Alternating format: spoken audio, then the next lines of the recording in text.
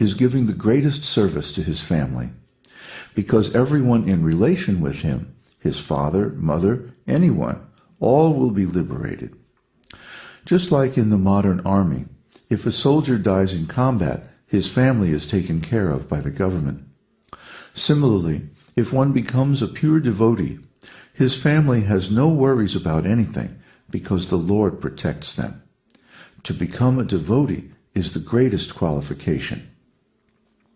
Yatra Yogeshvara Kṛṣṇo Yatra Partho Dhanurdharaha Tatra Shrir Vijayo Bhutir Dhruva Nitir Matir Mama.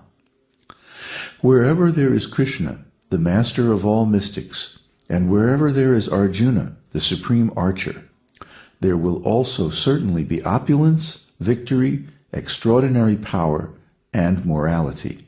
That is my opinion. Bhagavad Gita, 1878. When there is Kṛṣṇa, and when there is devotee, all victory, all glories are there. That is guaranteed. So, Gurun Ahatva, a devotee of Kṛṣṇa, if need be, if somehow or other he finds himself in a relationship with an unqualified guru, he can reject him. Unqualified guru means one who does not know how to guide the disciple according to the principles of the esoteric teaching. A guru's duty is to guide the disciple to the highest stage of self-realization. But if the so-called guru does not know, or has not himself attained that stage, he can be rejected. That is Jiva Goswami's statement, Karya Karyam Ajanataha. If by some mistake you have accepted somebody as guru who does not know what to do and what not to do, he can be rejected. By rejecting him, you can accept an actual bona fide guru. So, guru is not to be killed, but false guru can be rejected. That is the injunction of the Shastra, the Vedic scriptures. Bhishma Dev and Dronacharya were certainly gurus of Arjuna. But Kṛṣṇa indirectly gave the indication to Arjuna that although they are in the position of guru, they have fallen down, so you can reject them. Karya karyam ajanataha. They do not know factually what is self-realization. For example, Bhishma Dev considered his position materially. He knew everything from the beginning, that the Pandavas were orphans, fatherless children, and he raised them from the very beginning. Not only that, he was so much affectionate to the Pandavas that when they were banished to the forest, Bhishma Dev was crying that these 5 boys, they are not only pure and honest, but also Arjuna and Bhima are the most powerful warriors. And their mother, Draupadi, is practically directly the goddess of fortune. And they have got the Supreme Personality of Godhead, Kṛṣṇa, as their friend. And they are suffering? He cried. He was so affectionate. Therefore Arjuna is considering, how can I kill Bhishma? But Kṛṣṇa is advising, yes, he must be killed because he has gone to the other side. He has forgotten his duty. He should have joined you. Therefore he is no longer in the position of guru. You must kill him. He has wrongly joined the other party. Therefore there is no harm in killing him, and similarly Dronacharya. I know they are great personalities. They have got great affection for you. But only on material consideration they have gone to the other side. What is that material consideration? Bhishma thought that I am maintained by the money of Duryodhana. Duryodhana is maintaining me, and now he is in danger. If I go to the other side, then I would be ungrateful. He has maintained me for so long. And if, in time of danger, when there is to be fighting, I go to the other side, that will be dishonorable. He thought like that. He did not think that Duryodhana may be maintaining me, but he is a criminal because he usurped the property of the Pandavas. But that is his greatness. He knew that Arjuna would be undefeatable because Kṛṣṇa was there to protect him. So he thought, from a material point of view, I must be grateful to Duryodhana.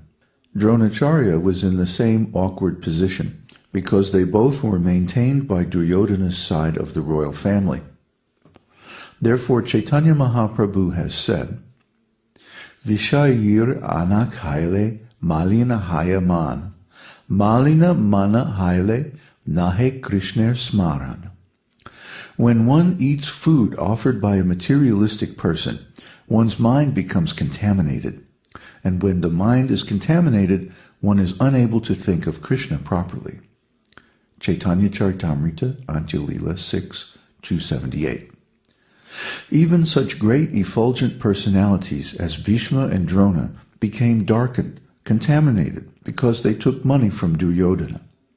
If I am supported by somebody who is too materialistic, then that will affect me. I will also become materialist by the influence of his association.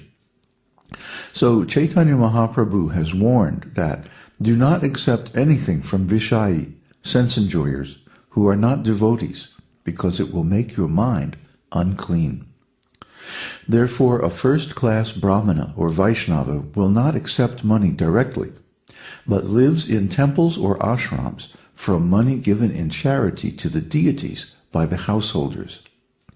This is called accepting bhiksha, or alms. Just like in the shloka we are studying, it is said, Shreyo bhoktam bhiksham apiha loke. It is better to live by begging in this life. When you ask somebody for a donation, it acts to clear the karma from their account. Still, asking bhiksha from a person who is too materialistic is prohibited. But bhiksha, or begging, is allowed for sannyasis and for brahmanas. Therefore, Arjuna is arguing that instead of killing my gurus, who are great personalities, Mahanubhavan, better I should take to the profession of a brahmana and beg from door to door. That was Arjuna's proposal. Bhiksham, begging. A brahmana or a sannyasi can beg alms, but not a kshatriya or a vaishya. That is not allowed. In fact, it would have been highly dishonorable because a kshatriya, a warrior king, is not supposed to beg charity from anyone. So, on the whole, Arjuna is illusioned. Illusioned in the sense that he is forgetting his duty. He is a kshatriya, so his duty is to fight. Never mind who the opposing party is. A kshatriya will not hesitate to kill his own son if he is inimical to religious principles. Similarly, if the father is inimical to dharma, the son should not hesitate to kill his father. This is the stringent duty of the kshatriyas. No personal consideration allowed. Arjuna wants to put his personal considerations, his feelings, ahead of his social duty. He wants to put sentiment ahead of justice. But Krishna does not like that. A kshatriya cannot consider like that, because his duty is to protect the social order according to the principles of dharma, without consideration of bodily relationships. Therefore, Krishna sarcastically said, Klaibyam, don't be coward. Why are you becoming coward? These topics are still part of the introduction to the real message of Bhagavad Gita. Later on, Krishna will give Arjuna spiritual instructions, speaking as a guru. This shloka is still on the platform of ordinary talks going on between friends. Still, even in these preliminary talks between Krishna and Arjuna, before the actual central core message of Bhagavad Gita is presented, there's a lot of spiritual wisdom. Similarly, before we can really hear from a bona fide guru about spiritual life, we have to be properly situated, both in life and in relationship with spiritual things.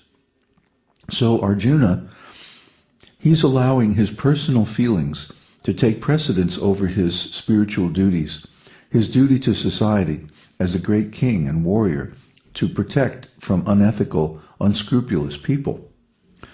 So just because they're his relatives, Krishna says he can't excuse them. He has to fight them. He has to kill them. Why? Because they stole the kingdom.